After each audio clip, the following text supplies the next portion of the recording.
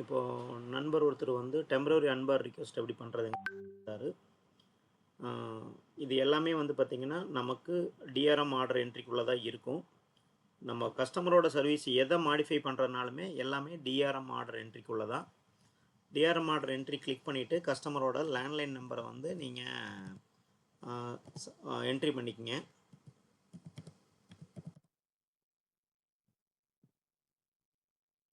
இப்போ பார்த்திங்கன்னா இந்த நம்பர் வந்து நம்ம சேஃப் கஸ்டடி எப்படி போடுறதுன்னு பார்க்க போகிறோம். ஃபஸ்ட்டு கஸ்டமர் நம்பர் கொடுத்தோன்னே அந்த மாதிரி வரும். அதில் ஆக்டிவ் இருக்கிறதுங்கிறத செக் பண்ணிக்கங்க. இதில் வந்து பார்த்திங்கன்னா இந்த இடத்துல கடைசியில் ஸ்க்ரோல் பண்ணிகிட்டே வந்தீங்கன்னா இங்கே ஆப்ரேஷன் சொல்லிட்டு ஒரு 3 டாட் இருக்கும்.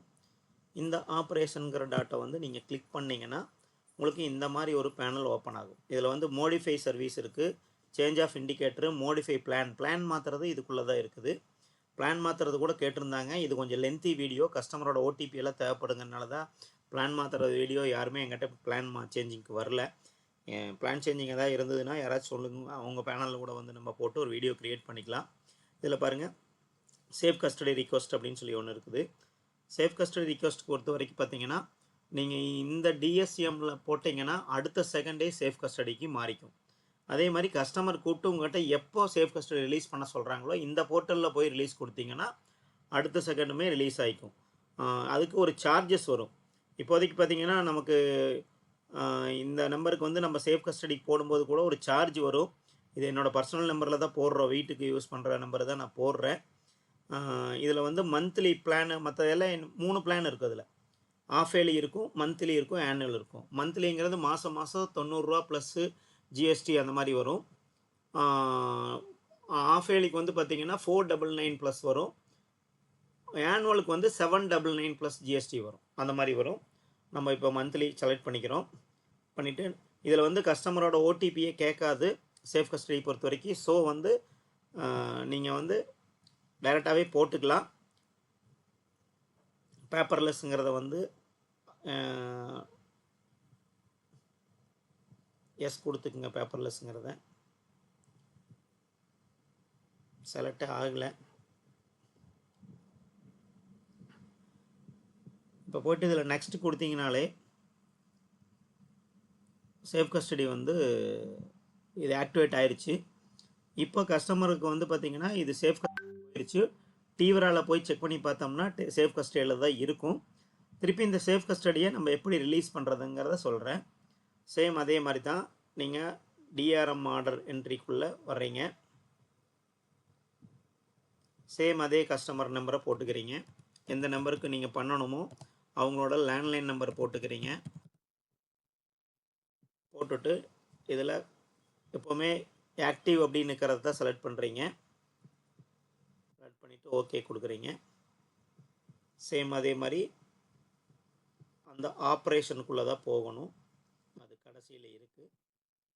ஆப்ரேஷனுக்குள்ளே வந்தீங்கன்னா இந்த மாதிரி உங்களுக்கு ஒரு இது ஓப்பன் ஆகும்.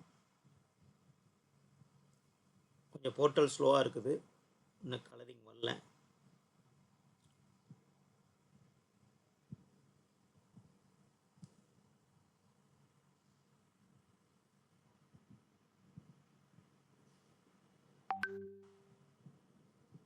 ஆப்ரேஷனுக்குள்ளே உள்ளே வந்தீங்கன்னா இதில் ரீஆக்டிவேஷன் அண்டர் ரிக்வெஸ்ட்னு இருக்குது. ஏன்னா நம்ம மோடிஃபை சர்வீஸ் சேஃப் கஸ்டடியில் இருக்கும்போது ஆப்ஷனுமே கிடையாது.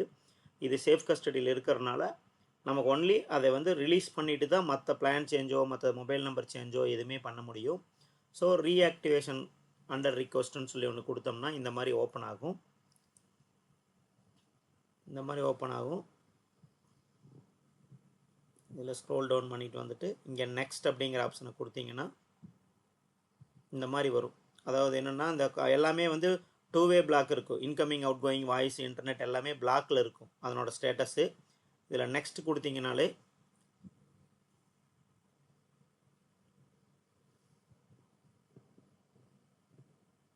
இந்த மாதிரி வரும். நெக்ஸ்ட்டு சேஃப் கஸ்டடியில் இருக்குதுன்னு சொல்லி அந்த பேஜில் காமிச்சது உங்களுக்கு.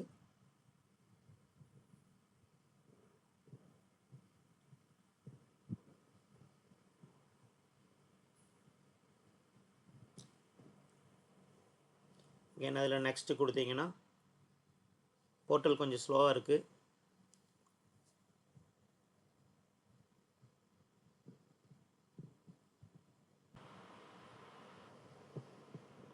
நெக்ஸ்ட் கொடுக்கும்போது மேண்ட்ரி ஃபீல்டுங்கிறது ஏதோ மிஸ் பண்ணியிருக்கோம். Okay, Bharat connection yes, Bharat category private household அதை கொடுத்துட்டு நெக்ஸ்ட் கொடுத்தீங்கன்னா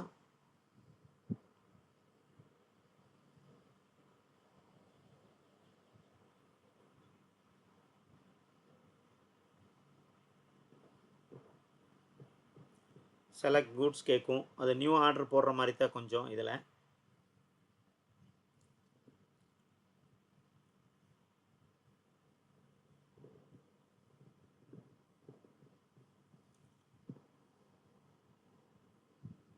நெக்ஸ்ட் ஆர்டர் பிஓ வந்துடும்.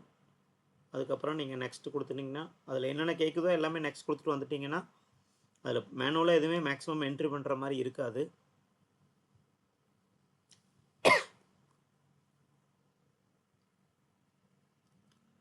போர்ட்டல் கொஞ்சம் ஸ்லோவாக இருக்கிறதுனால நமக்கு வந்து நீங்கள் இந்த மாதிரி சர்வீசஸ் எல்லாம் மேக்ஸிமம் வந்து பார்த்தீங்கன்னா மார்னிங் ஒரு 9 o'clock முன்னாலேயுமே ஈவினிங் ஒரு 7 o'clock அப்புறம் பண்ணினீங்கன்னா போர்ட்டல் நல்லா ஃபாஸ்ட்டாக இருக்குது. நம்ம ஜென்ரலாக வீடியோ மேக்கிங் கூட பார்த்தீங்கன்னா ஈவினிங் நைட்டு தான் பண்ணுவோம். 10 மணி 11 மணிக்கு மேலே தான் பண்ணுவோம்.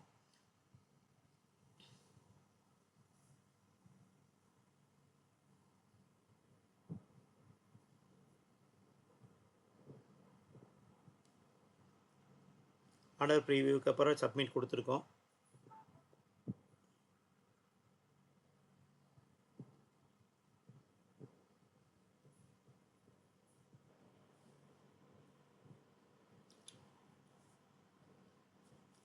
ஆர்டர் சப்மிட் ஆகிட்டுருக்கு.